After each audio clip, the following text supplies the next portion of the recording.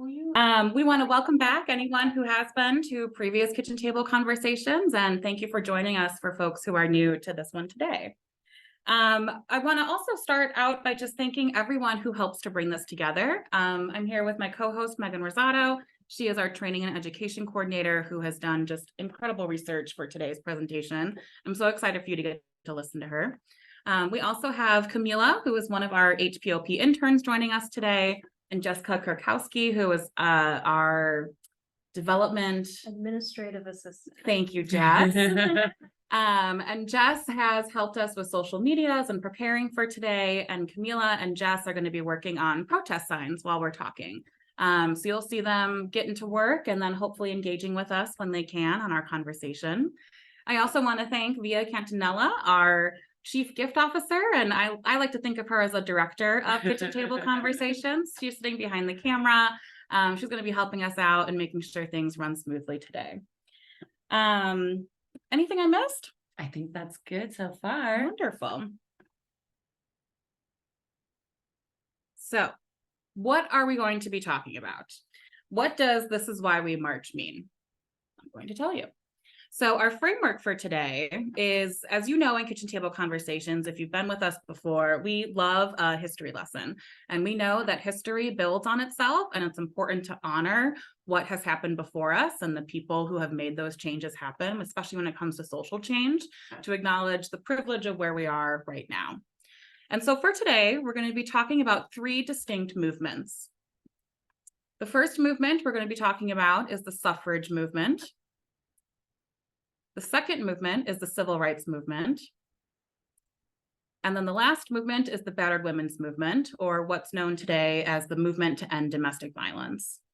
Megan and I, when we were preparing for this conversation, we are preparing intentionally for our upcoming March and Rally, which is actually in just about a week on October 7th. It's next Saturday.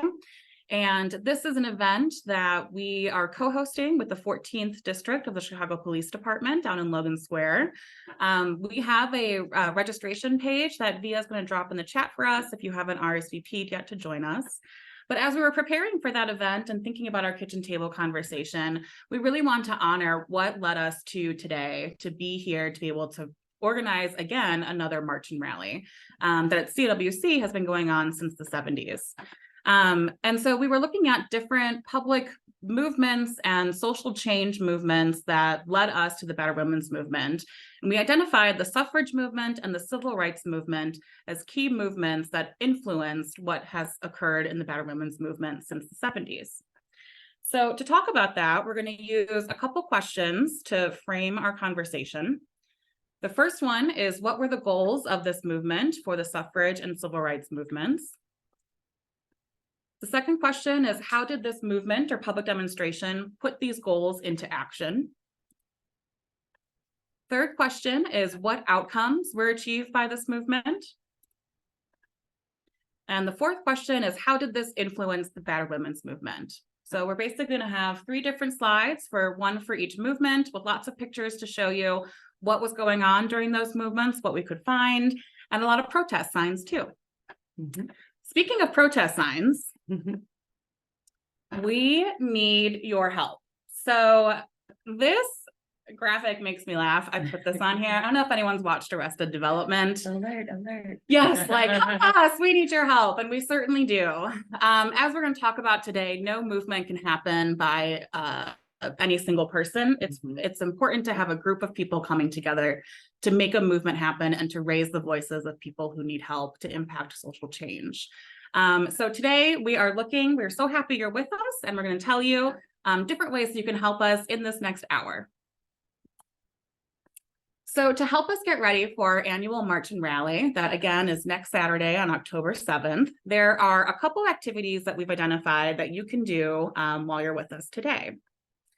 The first one is, if you brought your posters and your markers like Jess and Camila have in front of them, you can, thank you.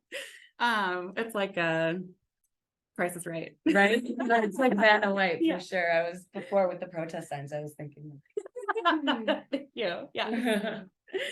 While we're talking today and while you're listening to us, make a protest sign. Get ready for our event in a week and come up with a slogan, borrow a slogan that has been used before. Via just put in the chat a chant sheet that we found from the movement Take Back the Night, which was a movement in the 70s, I believe. Is that Through to even today, but Sure. I mean, I remember Take Back the Night, marches when I was in college in the 90s. Gotcha. Great. Thank you. I'm a little old. No. You are just the age that you were supposed to be. Yeah. The Take Back the Night movement was to end sexual assault against women in particular.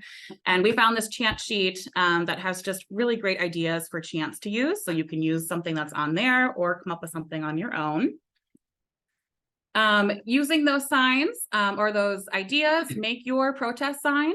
You could share in the chat what slogan you end up using. And then we would love it if you could take a picture of that sign, post it on social media, either Instagram or Facebook, and then tag CAWC with it, hashtag CAWC, so we can see all the protest signs that people are making to get ready for our event next weekend.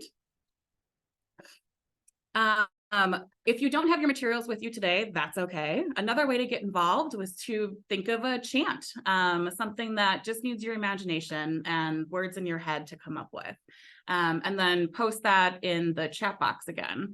Megan has been working on generating chant leaders for our event, and they certainly need a lot more chants to be screaming out into the streets with our megaphones. So we definitely need some help there.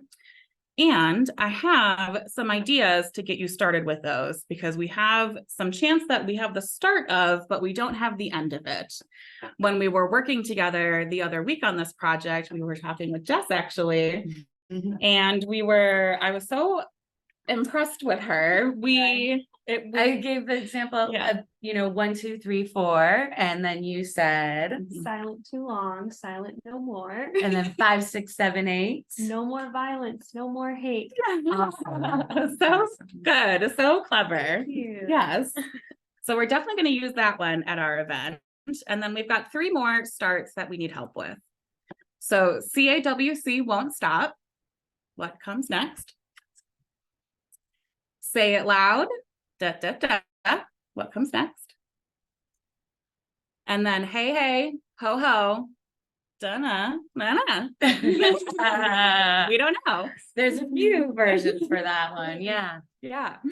So if anything comes to mind for you, please share it with us. Think about it as we're going along, and we look forward to seeing what you come up with. So with that, let's jump in. Absolutely. Great. Sounds good. All right.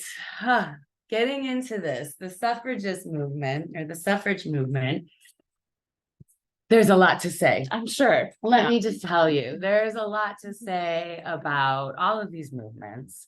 And there's a rich history of women and men who were involved with these movements, and many of whom are relatively unknown. It's when as we're going through and preparing for this, I kept coming back to what was I taught about these different key events in history when I was in elementary school. And just being really shocked, at just how little is taught about these movements. And, there may be a reason why that. So when we think about the suffrage movement, actually, the initial goals went, it implies that this is about suffrage, right? Voting rights. But really, the initial goals of this movement went far beyond voting rights for women. The broad goals included equal access to education and employment, equality within marriage, a married woman's right to her own property and wages, custody over children, control of their body. And those of you who have been with us from the beginning, our first kitchen table conversation that we did last March really did a deep dive into, where was the shift in power for women or people who are assigned female at birth in our society. Yeah. And, that it wasn't actually always like that, right? And so the idea of these movements came as a response to a lot of violence that people assigned female at birth were experiencing, as well as other ways in which folks were being marginalized. And so this is really important because when we think about the founding, right, of our country, or at least the time when the Declaration of Independence was written, was drafted, the Revolutionary War, and then later on during the Continental Congress, we know that the Declaration of Independence said all men are created equal. So clearly leaving out people who are assigned female at birth or women. Right. And definitely we also know from our history that that really only included white men. Definitely. Right. So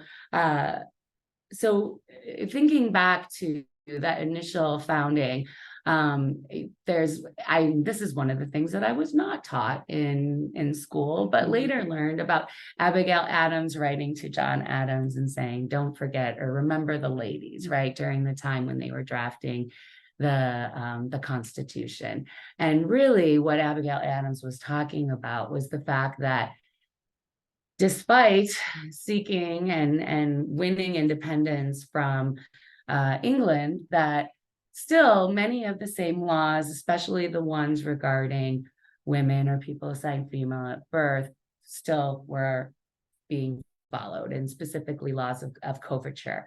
And really, when we think about laws of coverture and what that meant, tying a woman to their husband, actually. So the idea was that they, needed to get married, and really not having any of their own identity. That was the only path. Yeah. Right. That was the only path. And then also after that, you actually gave up all of your rights, which were limited to begin with, to property or agency. Prior to that, I guess you would say that a female was under their father, right? So you went from your father to your husband. And so, when couples got married, the husband and wife became one. And so really the only identity was that of their husband. So when we think about the suffrage movement and these early organizing by women, it's really not surprising to learn that most suffragists were involved early on in the anti-slavery movement, seeing these issues as being much more aligned at that particular time. So groups like the American Anti-Slavery Society were fighting for an end to slavery. They were working to gain support by sponsoring meetings. They were adopting resolutions. They were using petitions to be sent to Congress. They were publishing journals, pamphlets, and distributing these across the country. They were sending agents out to give lectures and to talk about their experiences and try and bring more people to their cause. And these lectures were definitely most effective when it featured testimony from people who were experiencing these oppressions. So specifically former slaves like Frederick Douglass. So that is a name that we learned when we were in school. I did learn that one right? too. Yeah. Another name that maybe we didn't learn in school was William Wells Brown. Of course, there was opposition, right? This is actually what led to the Civil War. So early on, there were, violent attacks on these different meetings. And there was burning of presses. And then again, ultimately, this led to the Civil War.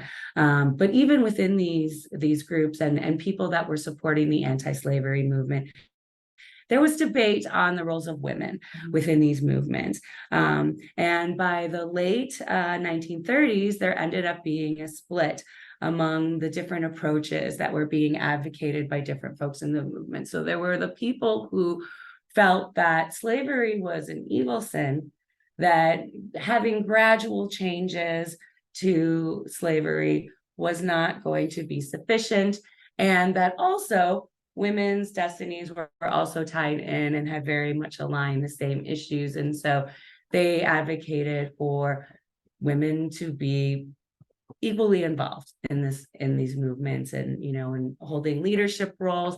And so for the folks that were involved in that part of the movement, they got a lot of experience. Even as women became more active in the cause, their fellow anti-slavery activists still had problems with their roles. And in fact, when some activists, actually Elizabeth Cady Stanton and Lucretia Mott, they met in London at the World Conference for the World Anti-Slavery Convention. And at that meeting, they refused to seat women delegates. And so they ended up in the gallery. And, you know, a lot of the indignation that they probably felt at that time is what maybe helped propel them to call for what some people say was the first women's rights meeting in the United States, the Seneca Fall Convention in 1948. They put out a call. It said that about 300 people responded to this convention that was called to discuss the social, civil, and religious rights and conditions of women, and that ultimately at least 100 men and women added their signatures to the declaration of sentiments that came out of this meeting and the 12 different resolutions. And again, these resolutions called for equal property rights, citizenship rights, control of one's own money and body, rights in marriage. It affected things like domestic violence, and then also included suffrage. But that was actually the one resolution that failed to pass unanimously. Oh, wow. So again, even within what we say is the suffragist movement, that was not really the main goal of the movement. Interesting. It really was about all of these other issues. Yeah. Again, that was not something that I learned about. I learned about Susan B. Anthony. Same. And the But vote. The right to vote, Yeah. right?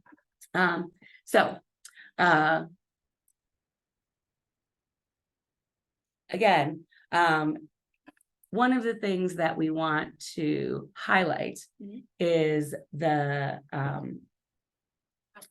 importance of women of color in these movements. And so, where was I?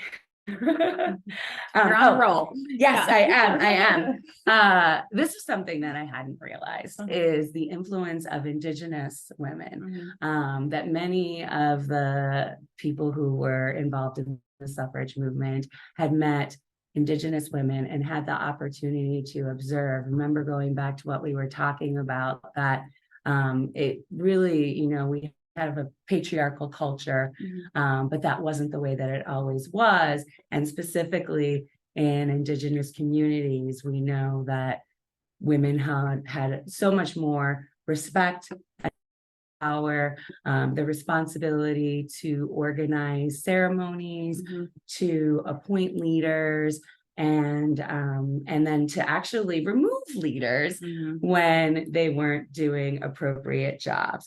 And so many feminist scholars have pointed out that Lucretia Mott had actually spent the summer with the Seneca Falls Nation prior to that Seneca Falls Convention. And so that was definitely on her mind as a movement and an idea and a model for how women could have agency and be more involved in society. Following the Civil War, we also had, leave it. Oh, no. You know what? Another side note is that following the Seneca Falls Convention, there was continued organizing. And then the first National Rights Convention movement was held in 1850.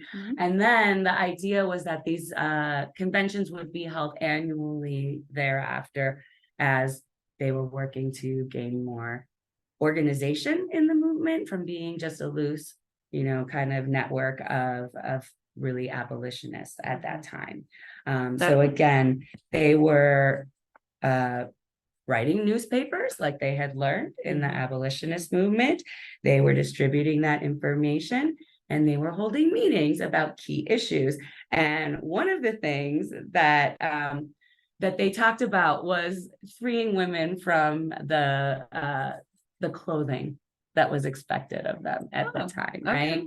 And so I do remember this, but in school I was actually taught that the bloomers, folks know what the bloomers were initiated, right? Yeah. the pants, right, that were worn under dresses that made it a lot easier to move around, right? Prior to what we would call pants. I was taught that they were named after Amelia Bloomer, and it turns out that no, actually, she is not the person that initially created the bloomer, but definitely wore them. And bloomers are definitely associated with Amelia Bloomer, you know, famous suffrage. Gotcha.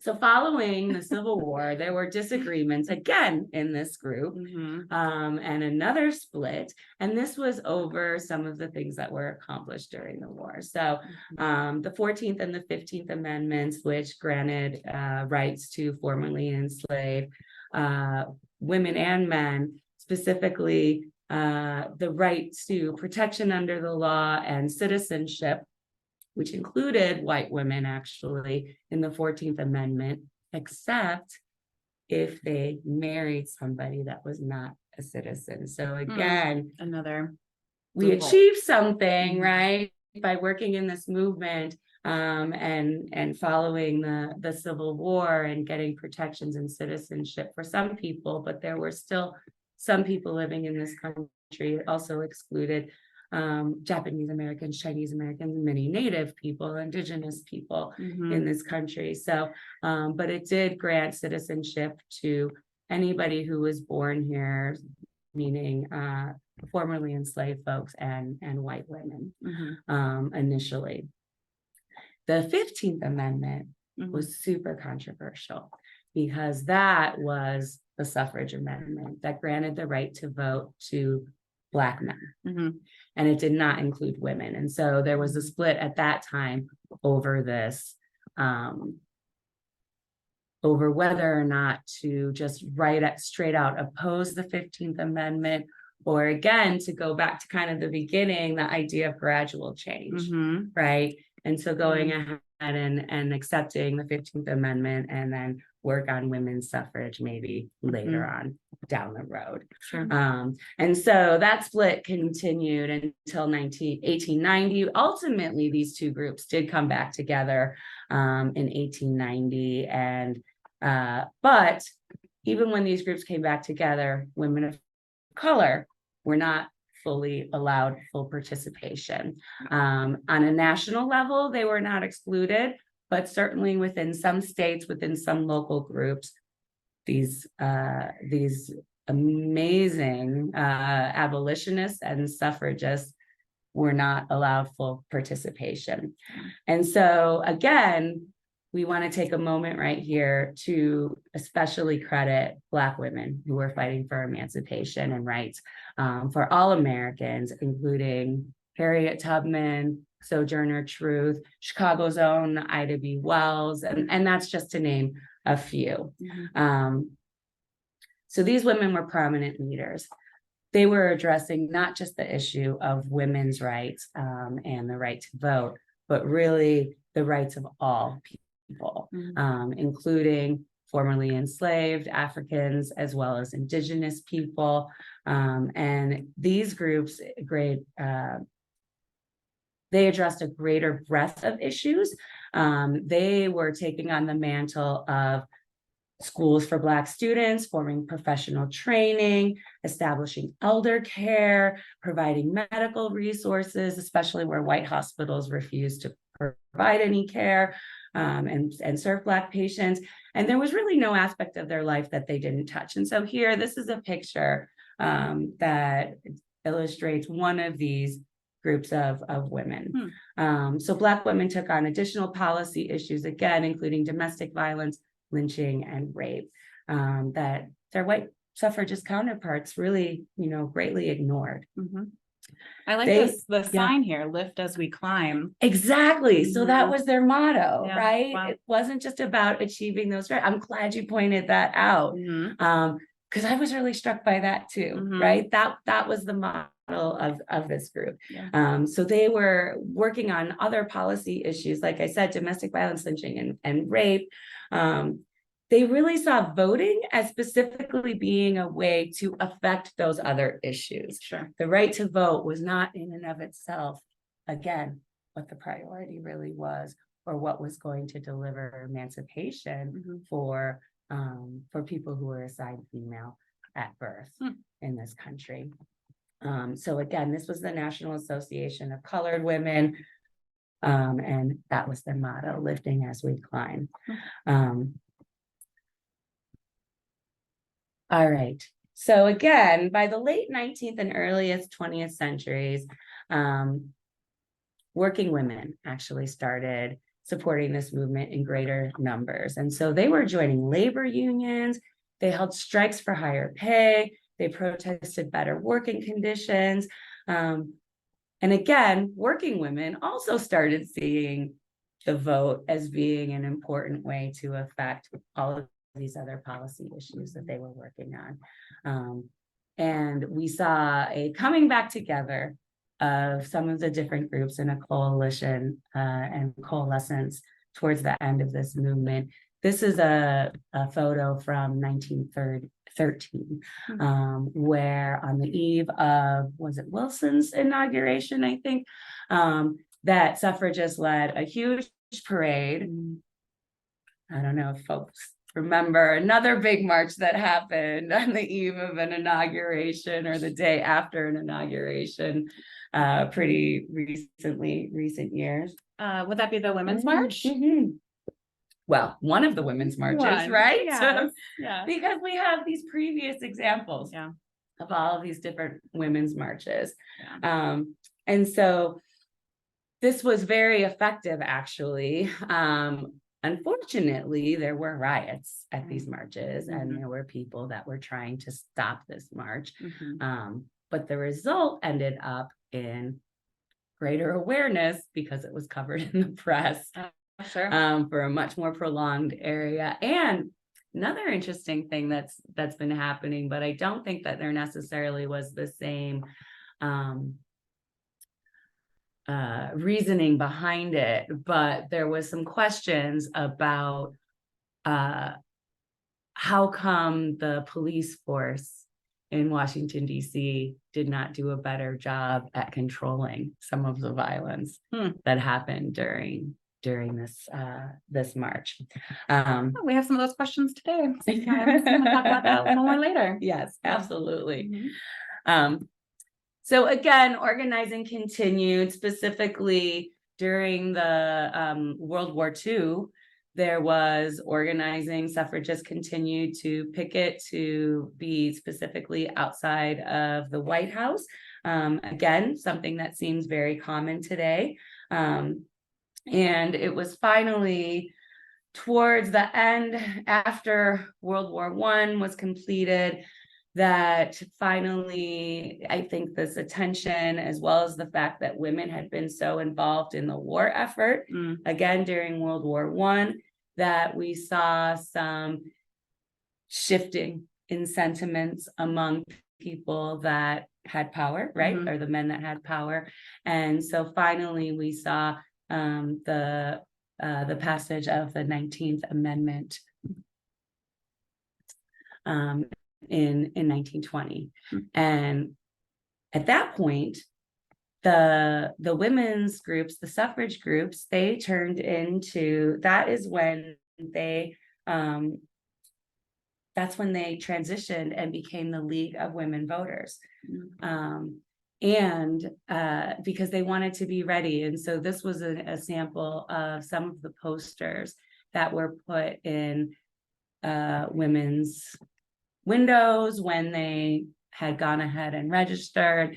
Again, what I think is really important is looking at this issue of citizenship, which I was saying. So that was another thing that was accomplished during the time of this movement. There had been some changes to some of the immigration and naturalization laws. And so there were some more rights for for people who were assigned female at birth to actually be considered citizens if they were born in this country and not automatically lose their citizenship if they married somebody who had not already naturalized into this country. A country of immigrants. A country of immigrants. Yeah. Right. Mhm. Although we know, again, a country of migrants who stole some land. And yes. Right. Thank Mhm. you for that. Yes. Absolutely. So there's a lot of different themes going on, during this movement. Yeah. There is definitely calls for unity and analysis and speaking to each other, right? Having these big marches and speeches and having people who were experiencing different forms of oppression talk about what they were experiencing, and that helping to raise this consciousness. But then there were also these divisions that happened, right? And I think that that's one of the things that we need to remember is understanding that depending on the different parts of privilege that we come from, I'm not going to understand everyone's struggle. Everyone has a unique struggle, but there are some groups of people that definitely have struggled more than I have, right? More than many people have. And so for me, as a white advocate, making sure that I am taking a step back, right? And listening to others around me, taking their concerns as serious, understanding that there is creativity and dedication and perseverance among people who have experienced outrageous atrocities, and not allowing others to divide us. So there's much with the idea when there was a split. Again, there was the suffragists that were focused on, or abolitionists that were focused on immediate end to slavery versus the people that were focusing on gradual change and allowing that. Well, at one point, the group that was looking at immediate change following the Civil War, they went and started courting white politicians and saying, hey, give us the right to vote because it'll actually increase the number of white voters, right? So again, it's looking at these things and seeing how much more effective could we be and how much more power could we have if we could stay unified.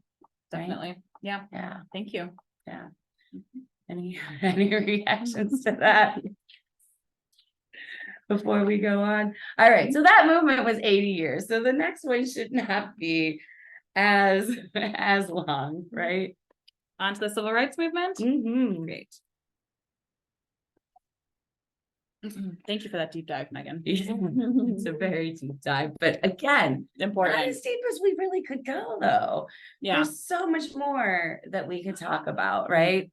And I'm just kind of mindful of time in that sense. So, as we were discussing, Black women have been involved in this movement from the very beginning, right? Yes. Even before white women. And so the Black women's campaign for the vote stretched across 200 years, really, before the Women's Convention in Seneca Falls, and well after ratification of the 19th Amendment in 1920. So the goals of the civil rights movement was the struggle for social justice that took place mainly during the 50s and the 60s when we think about the mainstream civil rights movement for Black Americans to gain equal rights under the law in the United States, right? And so we already discussed that the Civil War officially abolished slavery, and then we had the 14th and the 15th Amendment, and those granted some rights, including the right to vote to formerly enslaved men, African men. However, what we really know is that didn't last very long. It was just for a very brief period of time. And then new tactics were employed. Yes. And so we saw enactment of Jim Crow laws. Yes. We saw enactment of all kinds of ways to keep people of color and white people segregated. Again, looking back at this divide and conquer, kind of power and idea control that we have. This, absolutely. Absolutely. And racism. Yeah, Yeah. Call racism. that out. However, Yeah. I mean, Yeah. I call it white supremacy, Sure. right? Yeah. Again, the main thing was really to highlight white supremacy, Yeah. and to keep that in place. And so, going back to the idea of Black women's club movements, right? So we saw the birth of the civil rights movement during the 50s and the 60s. And when you think about the civil rights movement, I want to ask, like, what's a particular figure that comes to mind? What do you think about first? Frederick Douglass. Hmm. Frederick Douglass. Yes, who we've spoken about already, but specifically thinking about like the 1950s and 60s. I mean, first thing is Martin Luther King, Yes. right? Yeah. That I think probably comes to most people's minds. Yes. Maybe they might think of women's participation in the form of Rosa Parks, Mhm. right? Mhm. But even going back to what I was taught in school, I was taught that Rosa Parks was a seamstress who was tired one day and refused to give up her seat. And, some of that is true. Mhm. She was definitely tired, sick and tired of many things, right? Mhm. Don't know if it was specifically physically tired, but Mhm. what we know is that Rosa Parks, as well as many other women, some of the ones that were mentioned actually previously, who had helped form the National Association for the Advancement of Colored People, that was formed in 1909. Mhm. So again, very, very early on, and before the 19th Amendment, this Mhm. was formed. So women, again, they played an important role.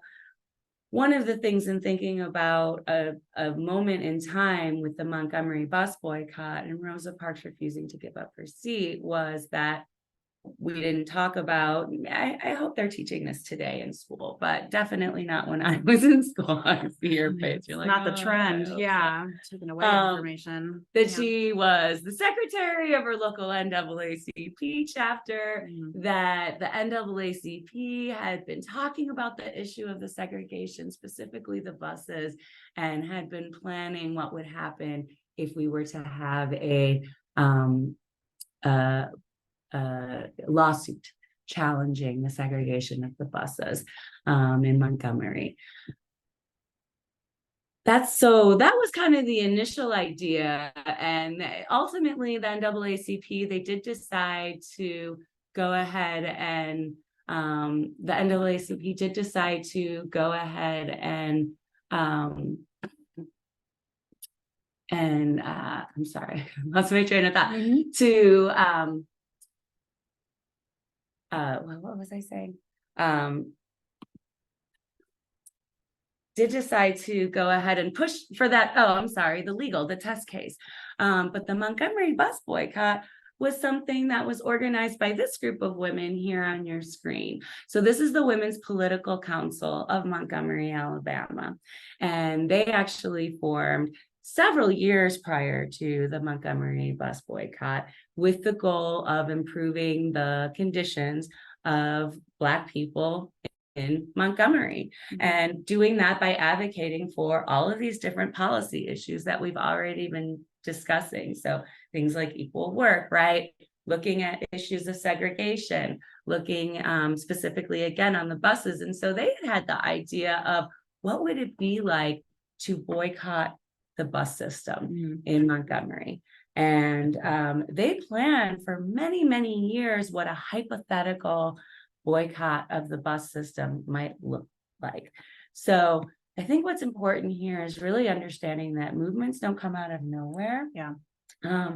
Once finally, and Rosa Parks was certainly not the first person to be arrested for refusing to give up their seat on a bus. But she ended up being what they saw as a virtuous leader, somebody that people would align with and have empathy for and understand her plight a little bit more, I think. And so they put out a call, and again, distributes leaflets. Oh, can you work on that? Yes. distribute leaflets to the Black citizens of Montgomery, calling for initially a one-day strike of the bus system. And that ended up going extremely well. They were asked to come to a meeting that night.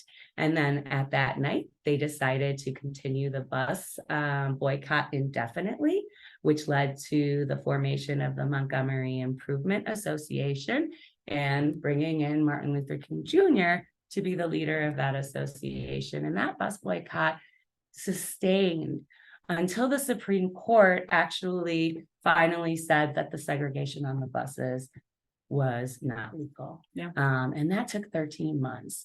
And so thinking about what was that really like in terms of the struggle? What was that like for people who were working? A lot of them did not have their own cars. They had to walk very far to work. How did they sustain themselves during that movement?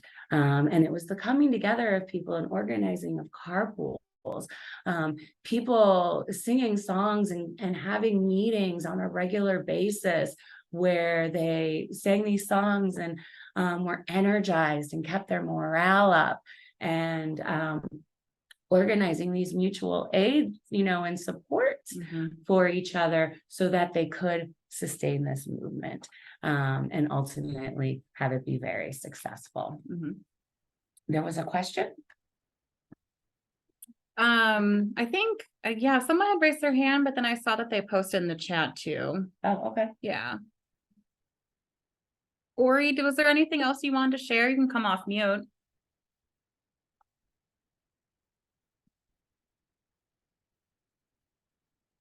Hi, I'm sorry to be such I'm a retired civil rights attorney, born and raised in Chicago, ran the first shelter, a Better Women Shelter Greenhouse, opened 1,000 years ago.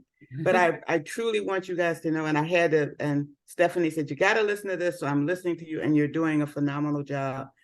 But I think, again, details of Chicago's impact on the women's movement and the civil rights movement is serious. And I appreciate you doing so much of this. But Diane Nash, who is still alive, by the way, and President Biden gave her a much deserved award. For many of us back in the day, and I'm old, she was the glue between what many of we used to call it egotistical Black men in the civil rights put together. And in fact, I met John Lewis, and he, and it was in a documentary, not as much as it should have been. She got John Lewis and Dr. King to meet because Dr. King thought of John Lewis as those little younger, disruptive college kids, blah, blah, blah. And Diane calmly got the two of them to meet, and John Lewis, and I don't know if Dr. King thought of it, he thought of her as the glue between SNCC and what SCLC was doing. So keep going on, and I'm just adding little things because no, thank you so much. Actually, that's exactly where we were going to next. I love the age, your age talking about this, and quite frankly, your race, it almost brings tears to my eyes, because I think this is what when you say we're all in this together, and particularly when you include the indigenous women, Jean-Baptiste Pointe du Sable's wife was from the Potawatomi tribe. So, all of this as we relate to Chicago is so exciting. So let me shut up and you keep going. No, I wholeheartedly appreciate your comment and your compliments to us. But to be honest, I mean, this is the stuff that this is part of the reason why I'm getting, losing my train of thought and stuff, because it's so rich and it's so hard to pinpoint or exclude any of the really, really, really important parts. And so one of the things that I actually was going to get into, one of the folks that helped to train a young Diane Nash is Ella Baker, right? Yes. Oh, right. Oh my God. Yes. You know how to shut me up. There you go. Yes. I'm So done. we definitely do want to give, and specifically SNCC, who I do have a personal connection to SNCC. My stepfather was involved in the voter registration drives in Mississippi and during Freedom Summer. So thank you very much for your comments there. So again, following the Montgomery bus boycott, and that's just one moment, you know, and there was stuff that came before, and then there was the sit-ins and all of these different campaigns and that happened afterwards. But again, I want to highlight, look at all of these women that were continuing to organize specifically for the right to vote, right? 1920, we had supposedly won the right to vote, but we still see these Black women being left aside. And again, not very many white people. One of the things that I think was really important about SNCC actually was, and I think that this is one of the things that was a key to the women's movement, which we're going to be talking about, was again, the opportunities for white women to participate in these movements that were being led by these Black civil rights movement workers. So again, the life of Ella Baker really highlights a different model of leadership, and it gives insight to the long and patient work of building this social movement. And you already mentioned, you know, King is justly remembered as being a powerful preacher and, you know, a very important symbol and leader in our movement. But Baker is one of the people that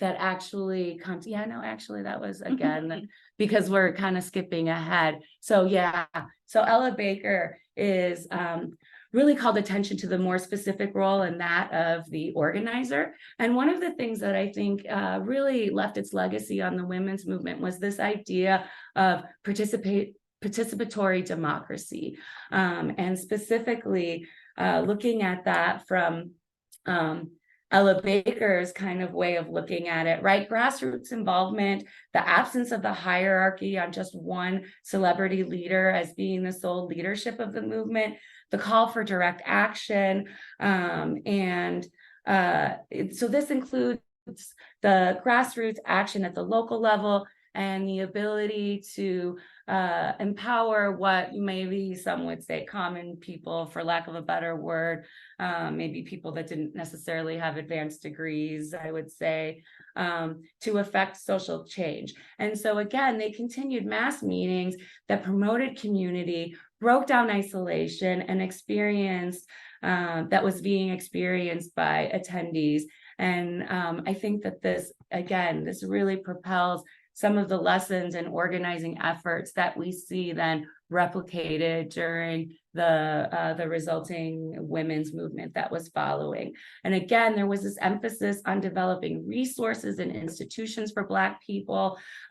So again, having very much part of SNCC's organizing was having literacy classes and freedom schools, preparing people to be able to go and exercise their rights to vote and to pass through the all of the tests and different guessing jelly beans and all of the different things that that was going on in order to disenfranchise the right to vote.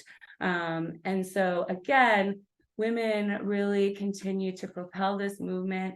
And like you said, in SNCC is where we saw people like a younger Diane Nash hold pretty prominent, positions of leadership, and people like Ella Baker really paving the way. And again, among others. Unfortunately, we don't have time to really get into much more of that. And then finally, we do want to highlight yet another march that happened in Washington, and that was the March on Washington for Jobs and Equality in 1863. And really then what propelled us to the Civil Rights Act and the Voting Rights Act, the Civil Rights Act, but then the Voting Rights Act of 1865, which finally removed many of the barriers. But again, there is still so much Mhm, to be working for. mhm, definitely. Yeah, yeah. it's not over yet. Yeah, for Yeah. sure. Continues to grow. Yeah, yeah. So I think we need to move on. No, thank you for the After deep that deep dive. dive, Yeah, yeah. such important information and really shifts the perspective from what we're taught in the schools, in the whitewash education that we're taught. So I really appreciate And all of again, it. there's specific reasons why we're taught. And when we look at the conversations today Mhm. about not teaching our true history, right? We're actually going backwards. Right. So you were right to make that face when I said, I hope that this is I being know. taught today. have In to keep some doing it. places, I hope these things are being taught, but we know for a fact that they're not being taught Right. in certain states for sure. Right. So to build on what Megan has been sharing, we're going to jump into the Better Women's Movement, which really started in earnest in the United States in the 1970s. And I am going to be mindful of time, so I might move a little bit quickly through this, but we do have Q&A from 1 to 1:30. So if anyone has any questions at the end, we'll be here for those. So pulling on what Megan said, what people who were leading the Better Women's Movement really learned from the suffrage movement and the civil rights movement and other movements that were happening, in particular the women's liberation movement, which was an international movement that was occurring around this time, was that your voice mattered. Storytelling is important. People's voices who actually are experiencing the oppression or discrimination need to be at the forefront of these movements. The importance of bringing people together, the importance of organized statements, clear needs. And ultimately, what I was thinking about as you were talking was it's human rights. Mhm. So human rights were being fought in the suffrage movement and the civil rights movement, and the human right to be and to feel safe was essential to the Better Women's Movement. The slogan that was used when the movement started was "We will not be beaten," and that was a really pointed, direct way to describe what they were looking for. So as we see here, a sign from that time. It does focus on wife abuse, which Megan had touched on. The beginning of the Better Women's Movement was really focusing on just wives who were experiencing abuse. That was the understanding of domestic violence at that time. We have certainly learned a lot more since then. And as the movement has evolved and developed, we know that it's not just wives who are experiencing it. It's not just women. It's people of any gender identification. People in relationships. There in Illinois, you don't have to be in an intimate partner relationship to qualify for domestic violence. Legal rights, roommates, for example, do also qualify.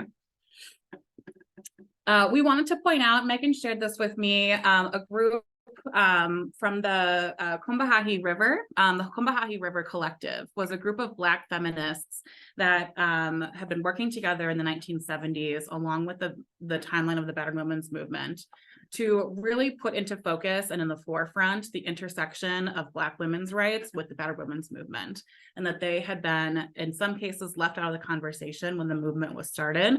And so their statement, which I would encourage you to look up, is really powerful and focuses on their individual and unique oppression, discrimination as Black women in the US. This here is representative of two very prominent activists. It was Del Martin and her wife, who I am blanking on her name right now, but I love this picture because it has the cat in the background. So cute. But Del Martin is in that striped shirt in the front, and they were both activists for the women's liberation movement and the Better Women's Movement and lesbian rights. And Del Martin wrote a book called Battered Wives, and that came out in 1976.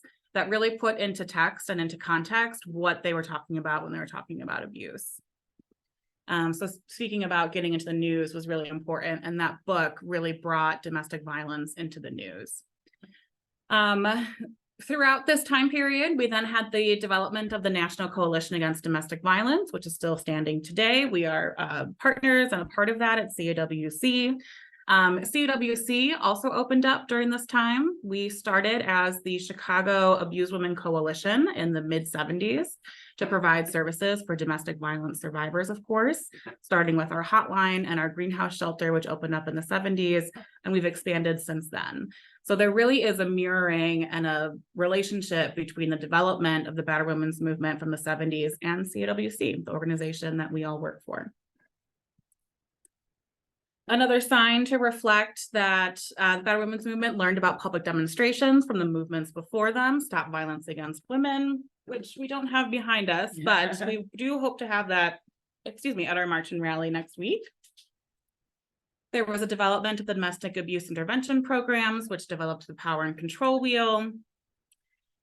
This is Tracy Thurman. If you've heard of her, she is a prominent figure of the Better Women's Movement from in the 80s.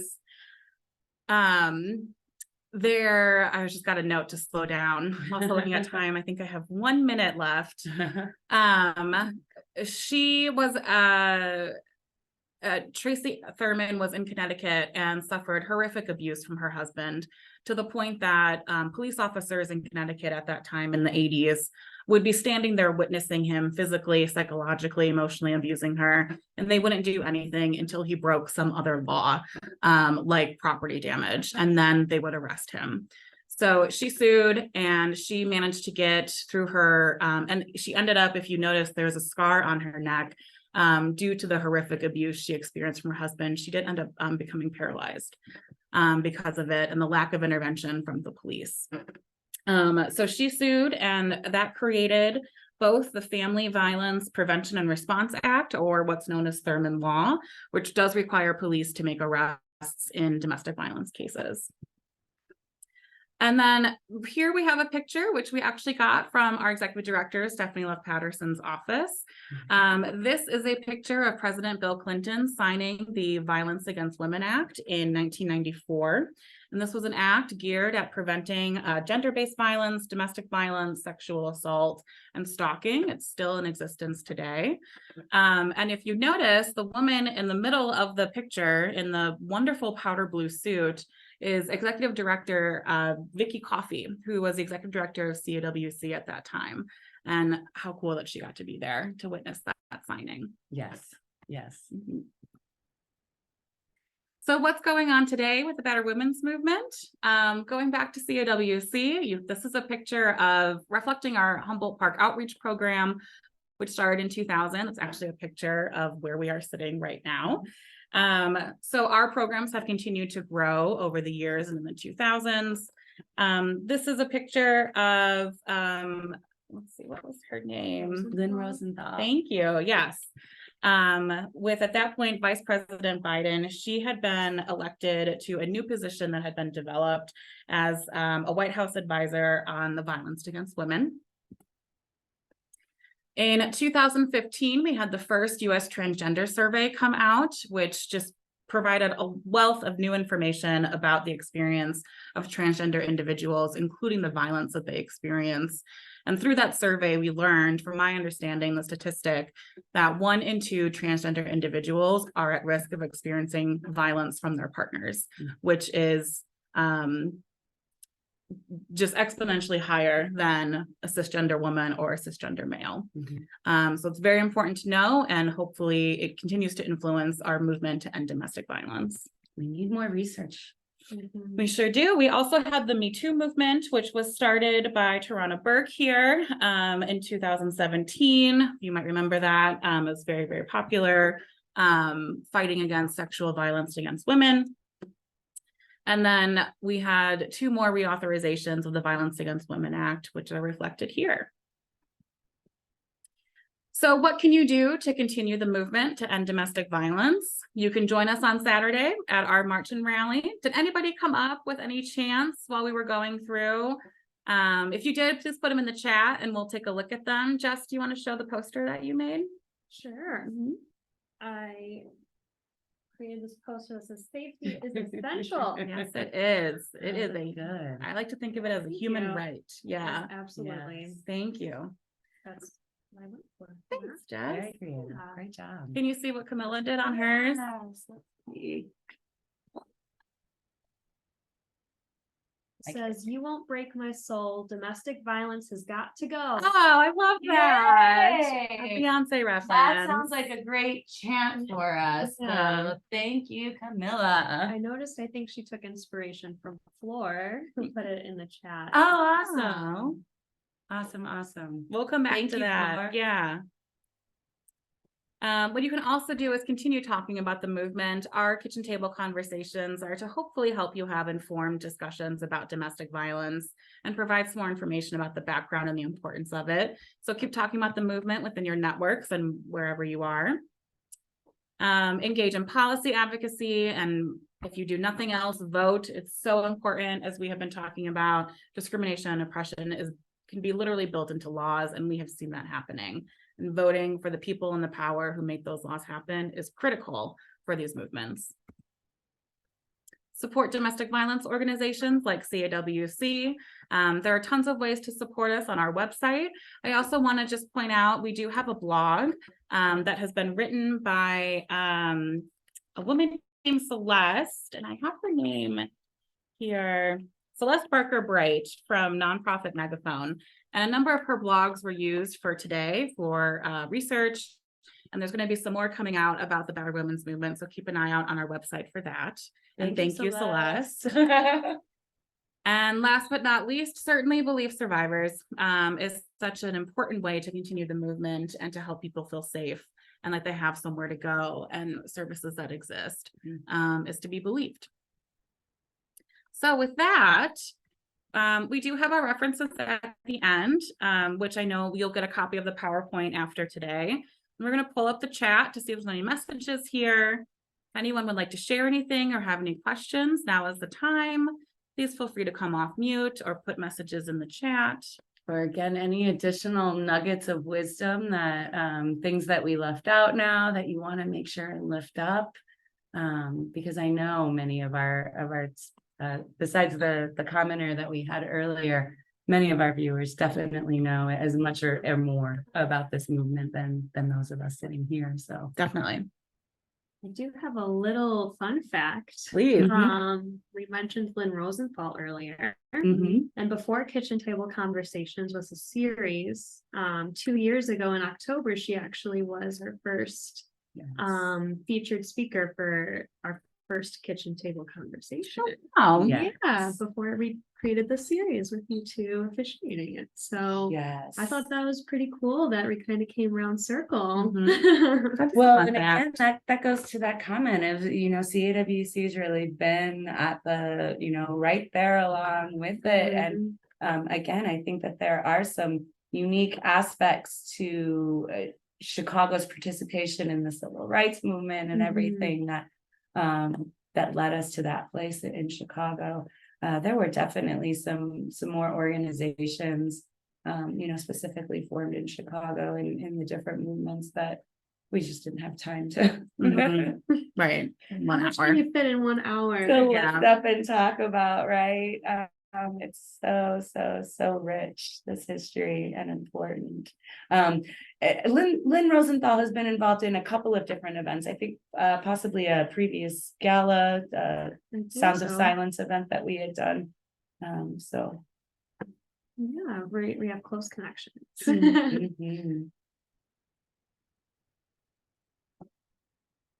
All right. Well, thank you everyone for joining us today. We hope this was helpful and you find ways to get involved with the movement. Any questions that come up, please feel free to reach out and keep an eye on your email. You'll get a copy of this presentation, more information about how to stay involved soon. And we want to see you all on Saturday in Logan Square.